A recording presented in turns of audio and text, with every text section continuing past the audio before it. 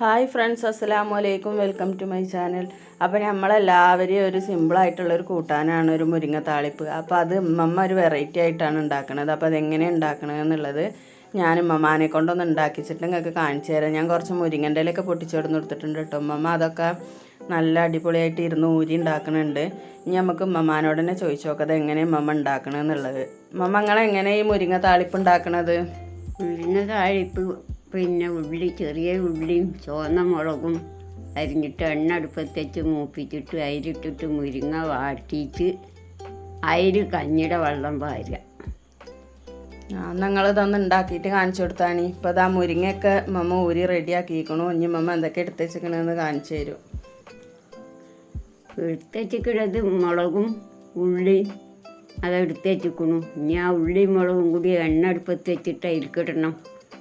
അത് എണ്ണ അടുപ്പത്ത് വെച്ചിട്ട് അതിലിട്ടിട്ട് ഇളക്കണം.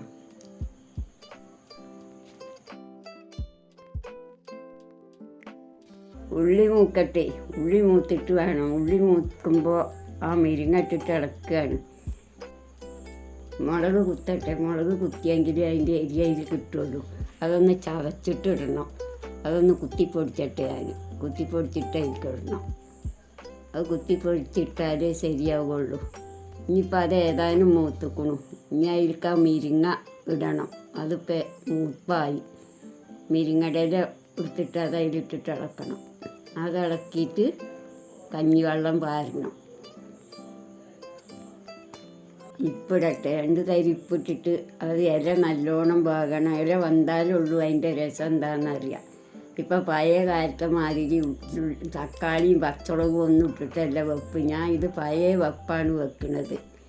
പഴയ കാലത്തൊക്കെ എല്ലാവരും ഇങ്ങനെ വെച്ചിരുന്നത് മുരിങ്ങ. ഇപ്പം ഈ വെക്കണ മാതിരിയൊന്നുമല്ല വെച്ചിരുന്നത്. അതിൽ ഇനി ഇപ്പുണ്ടോയെന്നൊന്ന് ഞാൻ വെച്ച് നോക്കട്ടെ. ഇനി വേകുമ്പോൾ അങ്ങോട്ട് ഇറക്കിയാൽ മതി. ഇപ്പം ഉണക്കൽ മീനാണ് വേണ്ടത്. ഉണക്കൽ മീനാണ് ഇതിൽക്ക് രസം മുരിങ്ങാച്ചാറ്റിൽക്ക്. അതിനിപ്പോൾ ഉണക്കൽ കിട്ടിയില്ല. ഞാൻ പച്ചമീനാണ് പൊരിച്ചിട്ടുള്ളത്. ഈ മീൻചാറും ഈ മുരിങ്ങയുടെ വേണ്ടത്. ഉണക്കൽ മീൻ കിട്ടിയില്ല. അത് കാരണം പച്ചമീനാണ് പൊരിച്ചിട്ടുള്ളത്. ആ മീൻചാറും ഈ മുരിങ്ങ